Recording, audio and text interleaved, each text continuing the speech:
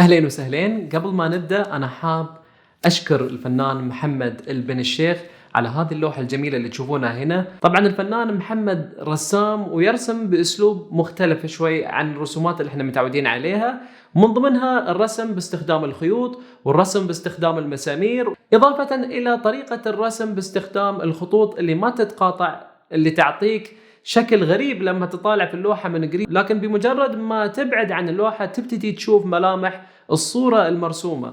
أنا راح أحط لكم حساب محمد في صندوق الوصف أسفل الفيديو، أتمنى أنكم تشوفون أعماله وتطلعون عليها، ويلا نبدأ هذا الفيديو.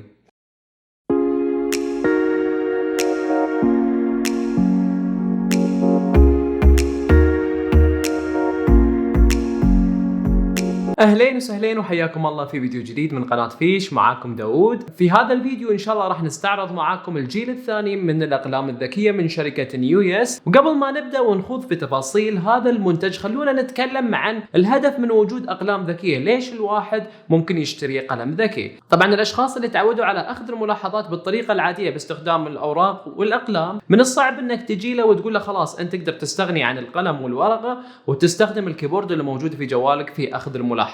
ليش؟ لأن الطريقة العادية في أخذ الملاحظات تمكنك من أنك تأخذ ملاحظات بشكل أسرع، وقد تكون عملية أكثر في بعض المواقف، مثل لما أنت قاعد في محاضرة في الجامعة على سبيل المثال وتبي تأخذ ملاحظات، ومن الطبيعي أني راح أستخدم القلم عشان أكتب أو عشان أرسم بحسب المادة اللي أنا قاعد أخذها. في طرق ثانية طبعا الشركات قاعدة تنتجها، اللي هي مثلا الهواتف اللي تدعم الكتابة باستخدام القلم، مثل هاتف سامسونج جالكسي نوت. وعندنا في الأجهزة اللوحية مثلا جهاز آيباد برو من شركة أبل اللي بإمكانك تستخدم القلم فيه للكتابة وللرسم. لكن في مشكلة مع هذه الأجهزة. شنو هذه المشكلة؟ ارتفاع السعر اللي يخلي كثير من الأشخاص ما يقدرون يوفرون هذه الأجهزة.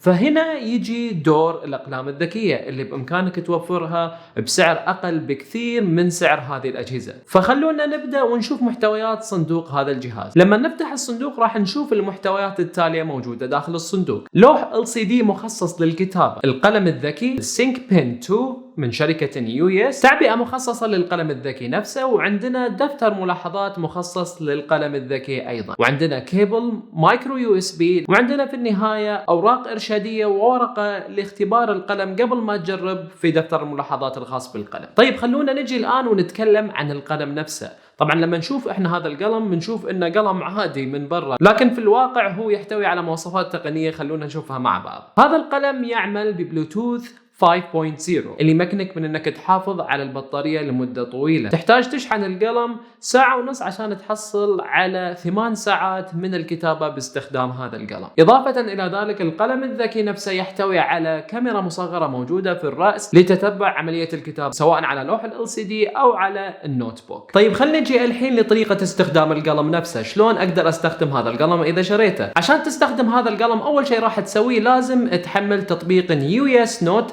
التطبيق المخصص لهذا القلم سواء على جوالك أو على جهازك اللوحي. التطبيق متوفر على نظام أندرويد ونظام iOS. بعد ما يتحمل التطبيق ويتثبت على جهازك تحتاج تسوي لك حساب وتدخل البيانات المطلوبة، وبعد ما يكتمل الحساب راح تكون جاهز تنتقل للخطوة اللي بعدها. طبعا قبل ما تستخدم القلم لازم تحط التعبئة المناسبة للقلم، يعني إذا جيت أنت بتستخدم لوح LCD لا تعبئة مخصصة، وإذا جيت بتستخدم الورق أو دفتر الملاحظات المخصص للقلم أيضا لا تعبئة مخصصة. فخلونا الآن نركب التعبئة المخصصة للوح LCD. بعد ما نركب التعبئة بنكون احنا جاهزين ان احنا نستخدم القلم. طبعا أول ما تفك غطاء القلم والبلوتوث راح يشتغل معاك بشكل تلقائي. تروح بعدها على التطبيق وتبحث عن قائمة الأقلام المتوفرة حول الجهاز، وراح تشوف القلم حقك موجود ضمن النطاق تختاره، وبكذا تكون أنت ربطت القلم بالتطبيق. بمجرد ما أضع القلم على اللوح راح يبتدي القلم يتعرف اني انا حطيته على لوح LCD، وزي ما انتم شايفين انا جالس اكتب على اللوح وفي نفس الوقت اقدر اشوف نتيجة كتابتي على الجوال اللي اقدر احفظها على طول وارجع لها متى ما بغيت. خلونا نشوف ايش يميز هذا اللوح عن غيره. طبعا زي ما انتم شايفين في خيارات موجودة في الاسفل، اغلبها ما كان موجود في الإصدار السابق من هذا القلم. فهذا الإصدار الثاني من هذا القلم، اللوح اللي فيه يتميز بوجود هذه الخيارات. عندنا خيار ان احنا ننهي الملاحظة، وهو الخيار الأول. يعني احنا واحنا قاعدين نكتب، إذا خلصنا من الملاحظة مجرد ما نضغط زر الصح اللي موجود هنا ينهي التطبيق الملاحظة اللي احنا نكتب عليها ويحفظها. عندنا الزر الثاني البدء في تسجيل ملاحظة صوتية. طبعا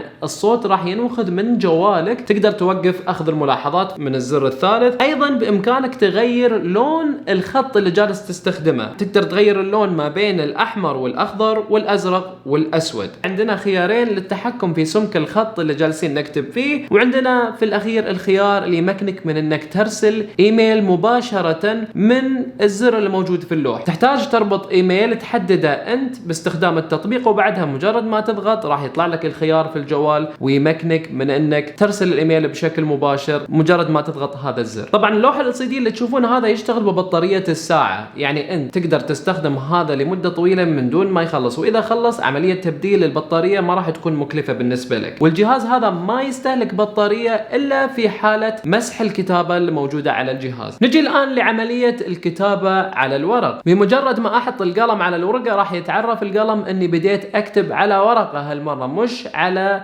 لوح LCD. أيضا بفضل الكاميرا الموجودة في القلم نفسه. من الشغلات الجميلة اللي موجودة أني أقدر أشغل وأعيد الكتابة نفسها. يعني تقدر تتخيل أن الكتابة اللي سويتها أنا كأني قاعد أسجل فيديو، أقدر أشغله من جديد وأشوف أنا شلون كتبت كل هذه الملاحظات باستخدام الخيار اللي موجود في التطبيق. طبعا إذا كانت اللغة اللي أنا استخدمتها في الكتابة من اللغات المدعومة، مثلا اللغة الإنجليزية، إذا كتبت ملاحظاتي كلها باللغة الإنجليزية أقدر أنا أروح للتطبيق وأحول الملاحظات اللي كتبتها أنا بالخط العادي إلى نسخة رقمية أقدر أرجع لها وكأني كتبتها باستخدام برنامج مايكروسوفت وورد على سبيل المثال. طيب هل عملية حفظ الملاحظات تكون بس على التطبيق؟ لا، تقدر تستخرج هذه الملاحظات وتحفظها بأكثر من صيغة موجودة في التطبيق وتشاركها على أي منصة أنت تحتاج أن تشارك فيها الملاحظات عليها. طيب الحين بعد ما استخدمنا القلم وجربناه وشفنا مزاياه، خلونا نجي للعيوب اللي موجودة في هذا القلم. أول شيء ممكن تلاحظه وأنت تستخدم هذا القلم لما تصير ظروف الإضاءة غير جيدة. يعني عندك حالتين، إذا كانت الإضاءة عندك ساطعة جدا مثلا لما تستخدم إضاءة خاصة للتصوير،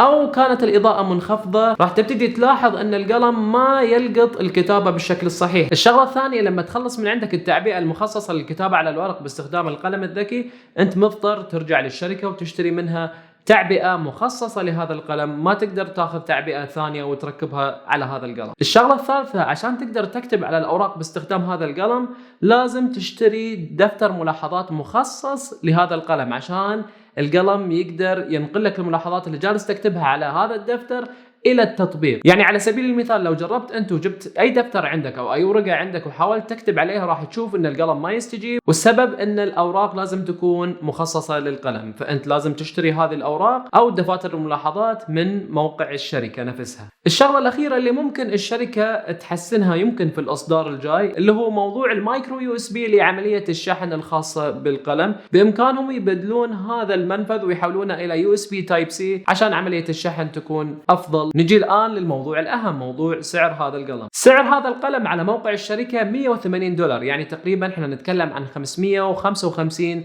ريال سعودي، والشركة تشحن لك هذا المنتج بشكل مباشر عن طريق موقعها. وبس والله هذا كان فيما يخص مراجعة الجيل الثاني من أقلام سينكبن من شركة NUS. أتمنى تكونون استفدتوا واستمتعتوا من هذا الفيديو. إذا عجبكم الفيديو لا تنسون زر اللايك، ولا تنسون تشتركون في القناة إذا ما كنتم مشتركين عشان يوصلكم كل فيديو جديد ننزله في القناة. لا تنسون تقولون لي رأيكم عن هذا المنتج في التعليقات، وإذا ما شفتوا الفيديوهات السابقة يمديكم تشوفونها من هنا. نشوفكم إن شاء الله في الفيديو الجاي. سلام.